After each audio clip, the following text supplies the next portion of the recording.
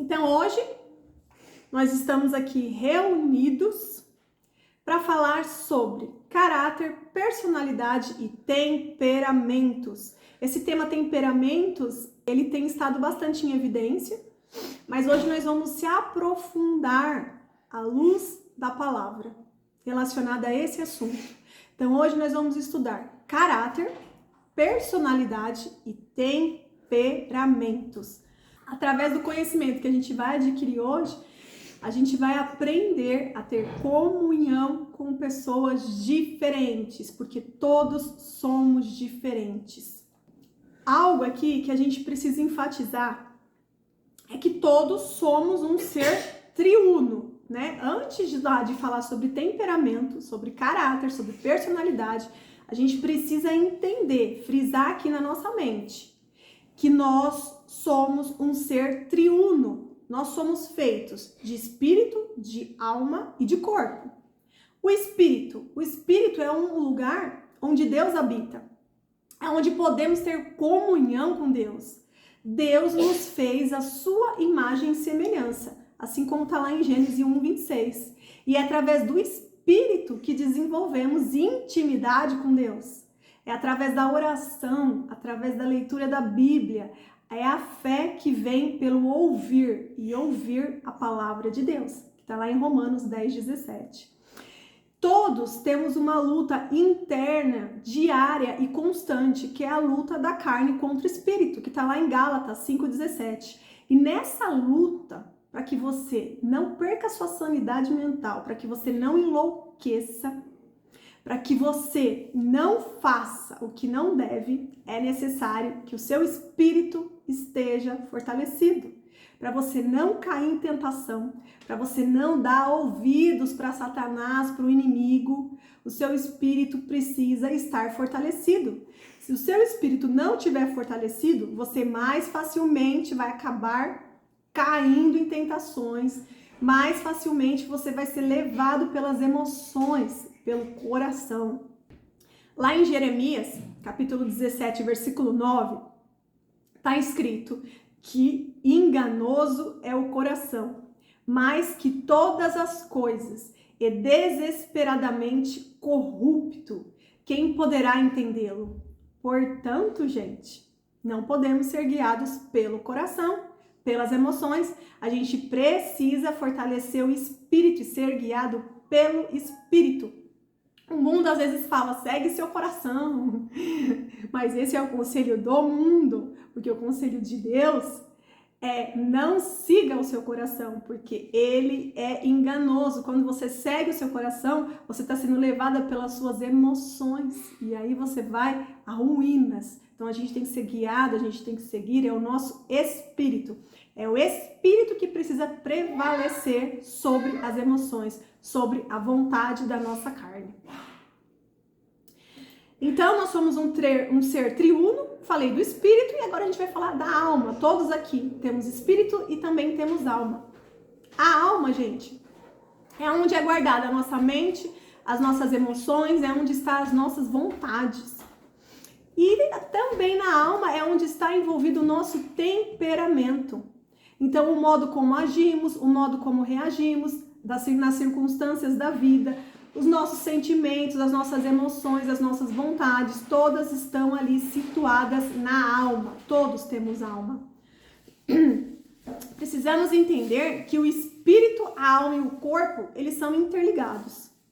Por isso que precisa ocorrer em nós a renovação da mente, que faz parte da alma. A mente, ela faz parte aqui da alma. A renovação da mente, que é a metanoia, que é justamente o nome desse grupo de estudo bíblico.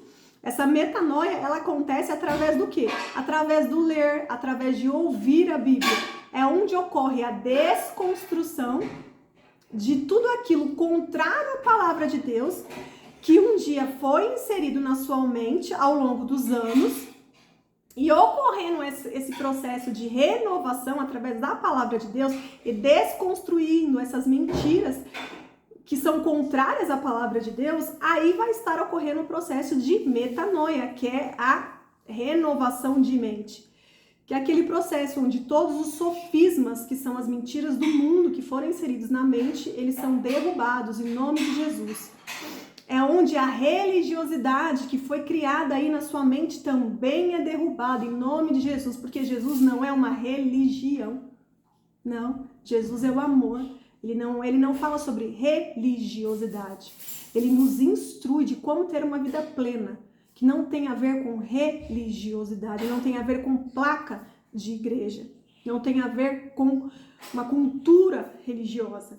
E a renovação de mente, justamente, ela derruba a religiosidade, todos os sofismas do mundo, tudo aquilo que foi inserido na nossa mente que é contrário à palavra de Deus.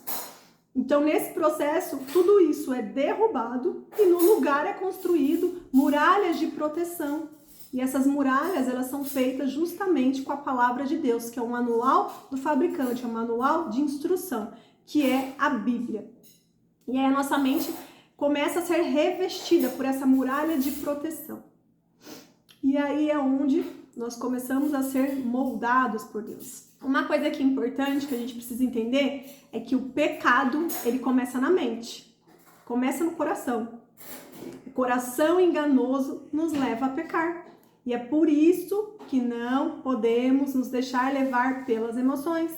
Porque no momento que a ira vier, por exemplo, a ira é uma emoção. Se você se deixar levar por essa emoção, você pode acabar perdendo o controle emocional e chegar a cometer um assassinato.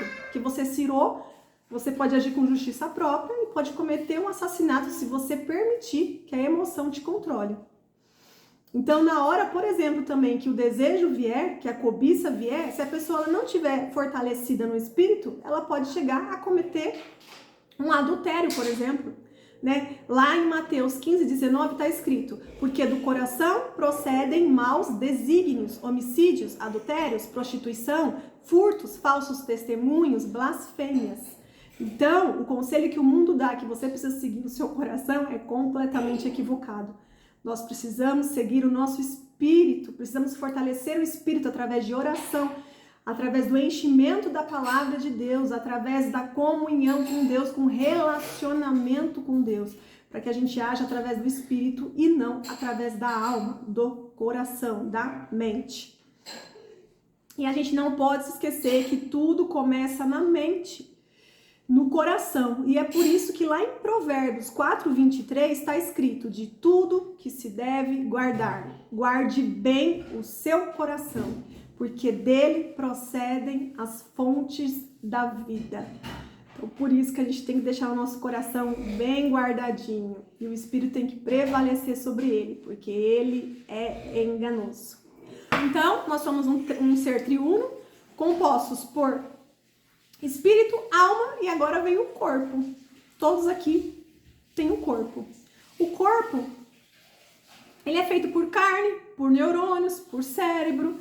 Todos temos essa composição no nosso corpo e não podemos esquecer que o corpo é templo do Espírito Santo. Espírito, alma e corpo estão interligados. É isso que nos forma. Somos esse ser triuno. E nós também temos que cuidar do corpo. Temos que ter cuidado com a alimentação. Tem que fazer atividade física, é importante. Tem que ter sono, o sono é primordial, precisamos dedicar o nosso tempo de sono, precisamos ter hábitos de higiene, gente, higiene pessoal, higiene ambiental, isso também é necessário. O ambiente onde a gente vive influencia também no nosso comportamento. Precisamos fazer exames preventivos de saúde, temos que tomar cuidado com o nosso corpo. A gente tem que se esforçar para manter o equilíbrio, para buscar as boas condições para o bom funcionamento do nosso corpo. Deus nos deu um corpo e nós temos que zelar por ele. Ele é templo do Espírito Santo. E como nós somos um ser triuno, a gente não pode negligenciar isso. Nós temos que cuidar das três partes: espírito, alma e corpo. Aqui é importante destacar que se uma pessoa ela tem algum transtorno neurodivergente, por exemplo, esse transtorno neurodivergente está localizado aqui no corpo, no cérebro, nos neurônios, certo? Então, uma pessoa que tem autismo, TDAH, dislexia, síndrome de Tourette, o TOC, que é o transtorno obsessivo compulsivo, transtorno bipolar, entre outros transtornos. Esses tipos de neurodivergências estão localizados exatamente aí no cérebro, nos neurônios, é nessa parte, é no corpo. Então, lembre-se, como a gente já viu anteriormente, o temperamento, ele está na alma, certo? Que nós vamos estudar sobre temperamentos. O temperamento está lá na alma. E a neurodivergência, se a pessoa tiver, se for o caso, está aqui, nessa parte, no corpo, no cérebro, no neurônio. Por que é importante mostrar tudo isso? Porque no final, depois de todo o conhecimento que a gente vai adquirir, a gente vai entender que todas as pessoas são diferentes.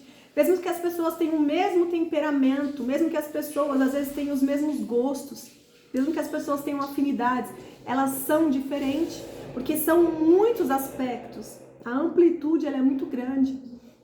Já começa aqui por ser um ser triuno, depois vem a questão da personalidade, caráter, temperamento, tem a questão da neurodivergência, então todos somos diferentes, somos únicos. Não é porque às vezes eu e você tem o mesmo temperamento que nós somos totalmente parecidos, não. Nós só temos um temperamento igual, mas com certeza somos diferentes em vários aspectos, porque cada ser é único. Então agora a gente vai falar sobre a diferença entre personalidade, caráter e temperamento. Então, primeira parte, a gente falou sobre espírito, alma e corpo. Nós falamos que o temperamento está dentro da alma e que se a pessoa tiver algum tipo de neurodivergência, está dentro do corpo. E que nós somos formados dessa forma, somos um ser triuno. E o nosso relacionamento com Deus é através do espírito, temos que fortalecer o espírito. E agora a gente vai entrar aqui nas diferenças entre personalidade, caráter e temperamento. Então, primeiramente, existem duas perguntas que nós precisamos fazer para Deus. A primeira dela é quem somos e a segunda é para onde iremos. Origem e destino é igual a identidade. Se você souber quem você é em Deus e para onde você está indo, tudo vai fazer sentido na sua vida. Vai fazer sentido na sua vida, na vida do seu cônjuge, na vida dos seus filhos. Quem não tem a sua identidade firmada em Cristo, não sabe para onde vai. E se você não sabe para onde vai, qualquer lugar serve. E aí você acaba se perdendo na peregrinação do mundo. Então, o primeiro passo, nós precisamos entender a nossa identidade em Cristo, que estamos nesse mundo de passagem, que Deus nos enviou nesse mundo com um propósito, somos peregrinos. Estamos nesse mundo para cumprir a missão que Deus nos designou. E um dia retornaremos para a morada celestial. A gente tem que ter isso em mente. Quem tem a sua identidade firmada em Cristo sabe que está aqui de passagem, tem um propósito, veio aqui para cumprir uma missão.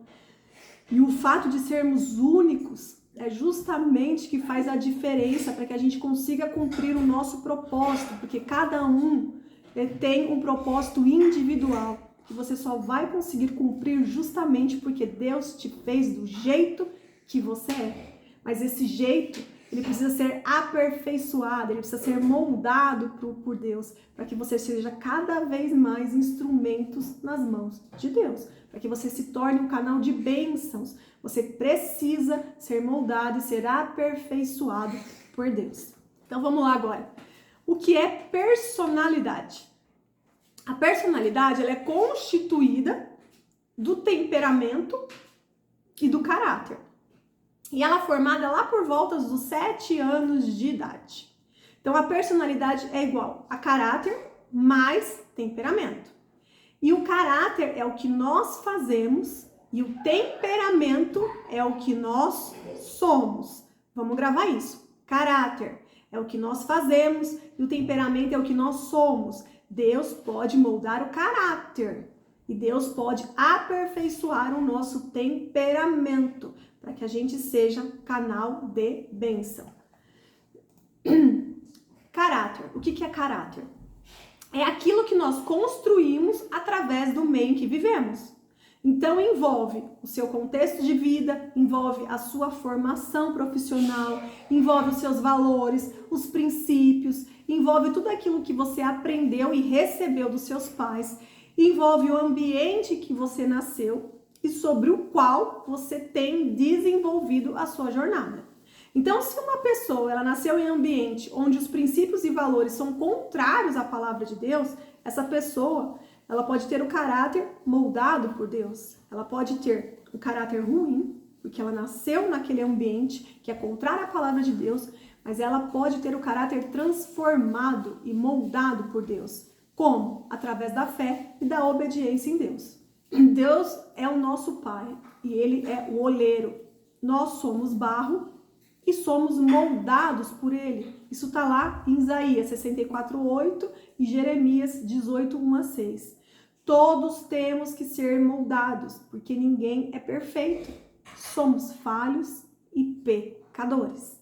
Todos os dias, constantemente, precisamos estar sensível ao Espírito e precisamos permitir essa transformação de dentro para fora. Precisamos permitir que Deus nos molde com o barro, né? Ele é o oleiro, ele nos amassa, ele nos molda. E o temperamento? O que é o temperamento? Então, o temperamento, ele é uma característica mineral, você nasce com ela, você nasce com essa característica, é um conjunto de traços de personalidade observáveis desde os primeiros anos de vida. E é influenciado geneticamente e que é estabilizado a longo prazo.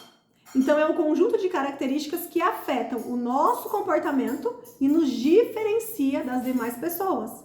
É a maneira como somos vistos pelo mundo. Todos somos diferentes e isso nos faz único. O temperamento é algo que influencia a gente como um todo. Os aspectos fisiológicos, psicológicos, emocionais envolvem o temperamento de cada um. Hipócrates, que foi o filósofo grego, considerado o pai da medicina, ele foi o primeiro a formular a teoria do temperamento. E essa teoria, ela foi estudada e aperfeiçoada ao longo de anos. Ela é importante para que a gente possa entender as diferenças, para que a gente possa aprender a nos relacionar e a viver em comunhão, respeitando essas diferenças.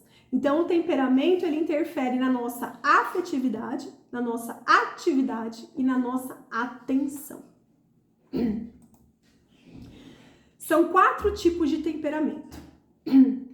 Primeiro, sanguíneo. Segundo, colérico. Terceiro, melancólico. E o quarto é o fleumático. O que a gente precisa frisar aqui é que ninguém é definido por seu temperamento, mas sim pela sua identidade. Saber quem você é em Deus vai fazer toda a diferença. Todos os temperamentos têm os pontos fortes e os pontos fracos. E é importante a gente identificar para que esses pontos fracos sejam trabalhados e assim você seja aperfeiçoado para cumprir a sua missão aqui na Terra.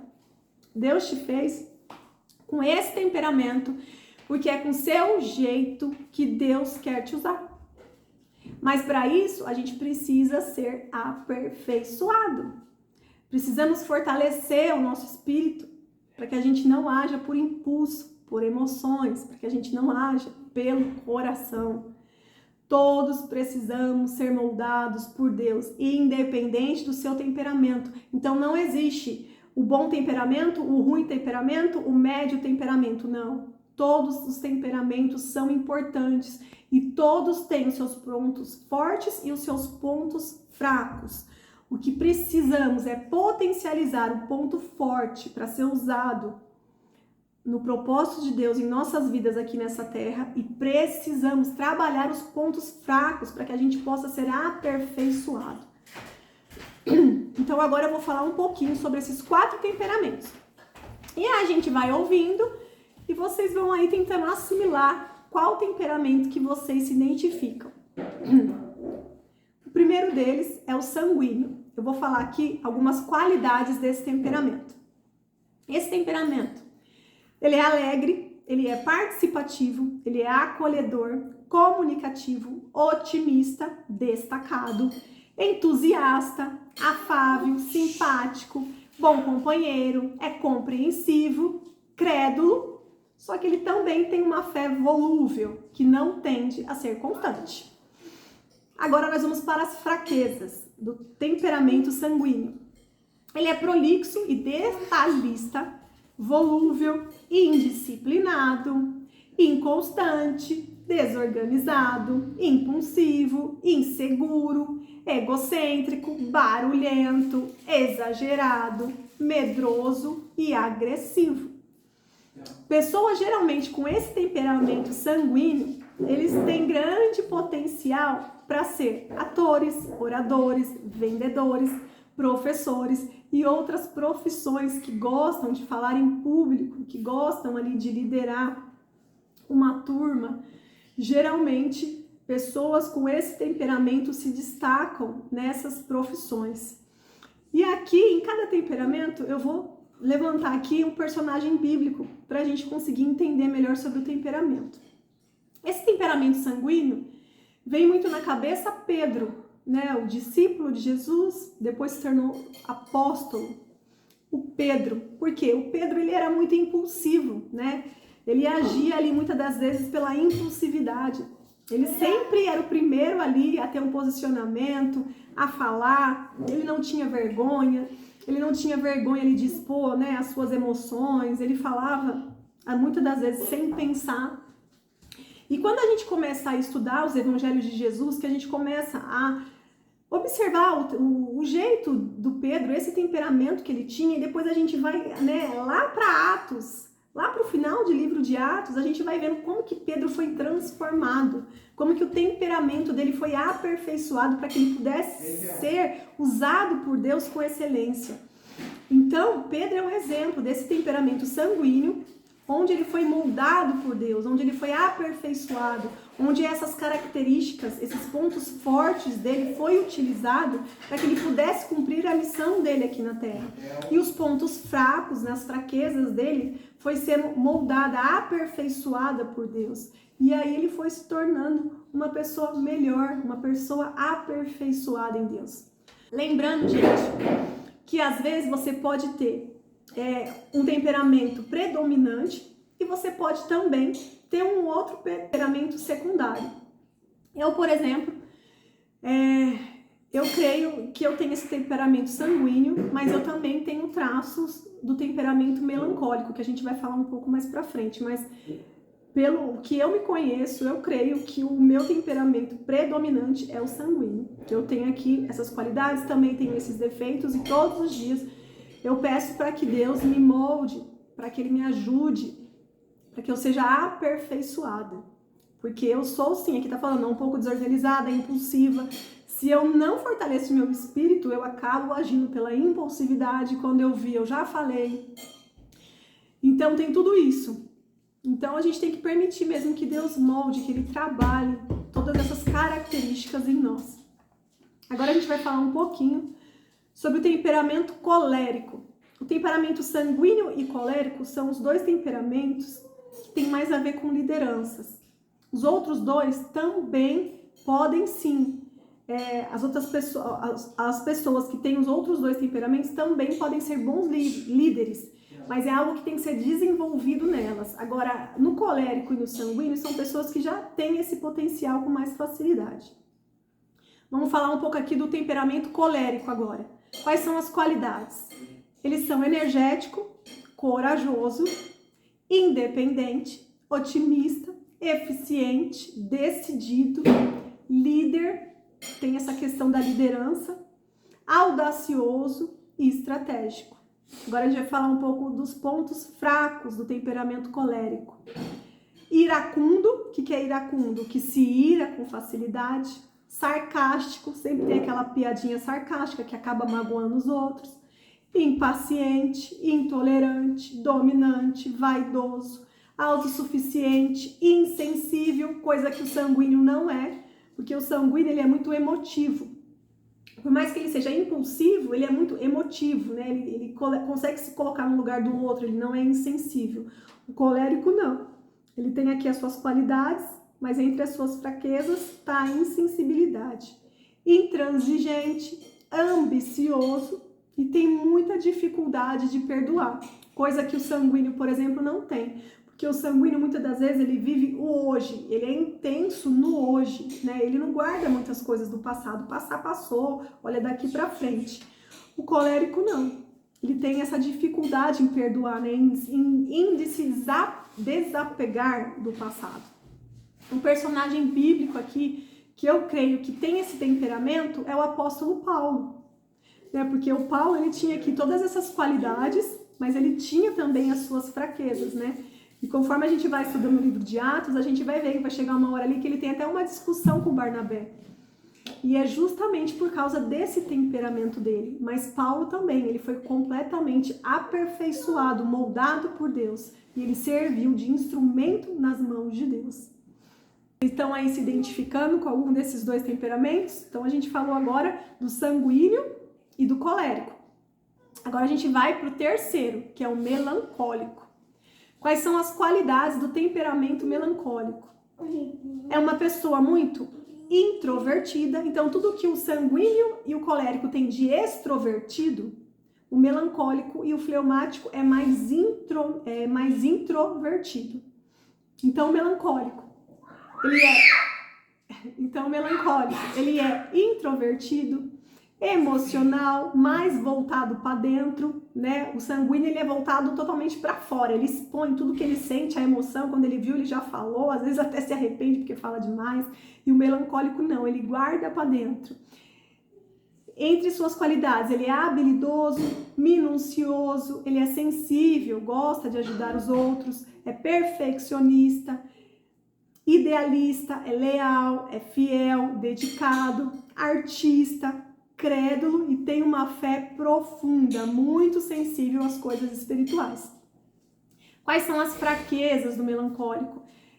Egoísmo, timidez, pode ser pessimista, teórico, confuso, pode ser um pouco antissocial, crítico, vingativo, inflexível, depressivo, solitário, gosta muito de trabalhar e brincar sozinho, dissimulado, né? Ele disfarça muito bem.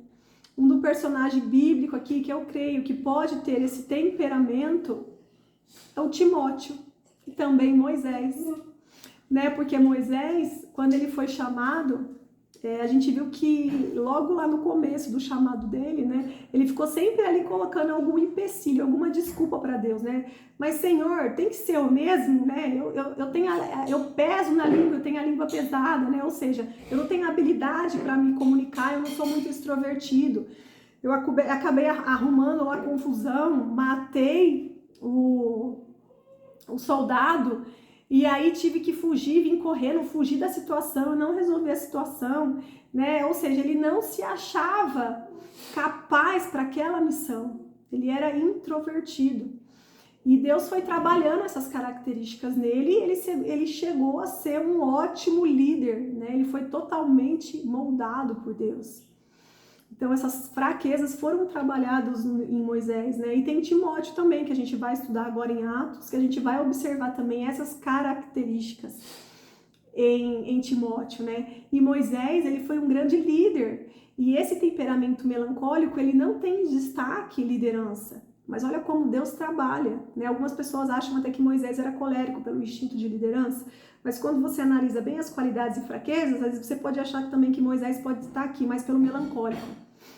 Porque essa característica de liderança foi trabalhado nele, né? E isso é muito importante também para a gente trabalhar em nossos filhos, por exemplo.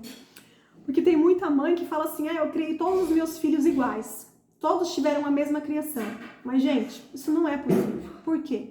Primeiro que quando você tem o primeiro filho, você ainda é inexperiente, né? Você não nasce sabendo ser mãe.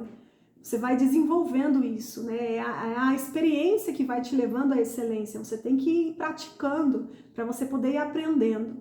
Então, no segundo, no terceiro filho, você já tem um pouco mais de experiência. Então, provavelmente, você já vai saber lidar com algumas situações com muito mais facilidade. E também os filhos, eles são diferentes, eles têm temperamentos diferentes. Então não tem como você fazer tudo igual para todos os filhos, porque em alguns filhos você precisa trabalhar alguns pontos, e em outros são outros pontos diferentes que precisam ser trabalhados. Então é muito ruim quando a gente compara as pessoas, compara os filhos, compara os amigos, né, achando que esse deveria ser igual àquele, ou aquele deveria ter essas características, porque Deus nos fez único. E nós precisamos ser aperfeiçoados, não precisamos ser comparados e nem precisamos ser totalmente modificados. Nós somos transformados, aperfeiçoados, mas não modificados, porque não tem como você deixar de ter um temperamento e ter outro. Porque Deus te fez assim porque você é único, porque tem um propósito. Então a gente precisa avaliar essas diferenças, principalmente nos filhos, entre irmãos, para que a gente incentive eles a potencializar esses pontos fortes de acordo com o propósito que Deus tem na vida de cada um. Por isso que é tão importante a identidade em Cristo em primeiro lugar. E a gente precisa trabalhar os pontos fracos, né? Se o seu filho ele tem essa questão da timidez, isso precisa ser trabalhado nele, precisa incentivar ele aos poucos, precisa pesquisar, buscar conhecimento, estratégias para que você possa auxiliar o seu filho. Isso é muito importante da gente entender, para não comparar as pessoas, para que a gente possa conhecer, para que a gente possa ajudar as pessoas. Então, esse temperamento que eu falei agora é o melancólico, é o terceiro. E agora a gente vai para o quarto e último temperamento. O quarto e último temperamento é o fleumático. Falar sobre as qualidades. Ele é calmo, tranquilo. Só um minutinho, gente. O Telzinho, eu acho que o Telzinho é fleumático, meu filho. Ele tem 5 anos. Só vou ter certeza quando ele tiver 7 anos para cima. Mas eu acho que é, sabe? Ele apagou todas as luzes aqui. Oh, Jesus, peraí. Pronto, voltou. Vocês viram, né? A Yasmin, a minha filha mais velha, é totalmente sanguínea, né? Ela já veio aqui no começo, já começa a falar, já quer participar, quer chamar atenção. O Theo não, ele vai, não vem aqui, mas ele vai, tipo, nos cantinhos, né? Chamando a atenção do jeito dele. Então vamos voltar aqui. Agora a gente vai falar um pouco das qualidades do fleumático. Ele é calmo, tranquilo, cumpridor, observador, organizado, rotineiro, gosta de rotina, eficiente, conservador, prático, líder, diplomata, bem-humorado. Quais são as fraquezas do fleumático? Procrastinador, seletivo, evita o confronto. Então, a pessoa com esse temperamento fleumático, geralmente ela não tem muito posicionamento, porque ela não quer confronto com ninguém. Ela quer estar na paz com todo mundo, não quero problema, eu prefiro evitar confronto, né? Então, é uma pessoa que evita o confronto. Só que isso, às vezes, pode ser ruim, porque ainda mais para uma pessoa cristã, ela precisa ter um posicionamento. Às vezes, o confronto, de forma saudável, é necessário, né? Até mesmo porque a palavra de Deus, ela veio para nos confrontar. Então, o confronto, às vezes, vindo de Deus, ele é necessário. A gente não pode simplesmente fugir, virar as costas por confronto, né? Às vezes a gente tem que ter um posicionamento, a gente tem que aprender a ser confrontado, a gente tem que aprender a confrontar. Uma outra fraqueza aqui, calculista, temeroso, indeciso, contemplativo, desconfiado, pretensioso, introvertido e muitas das vezes desmotivado. Tem que ser sempre estar movido ali por uma outra pessoa que é motivada para poder estar empurrando a pessoa, porque vira e mexe ela desiste, ela está desmotivada.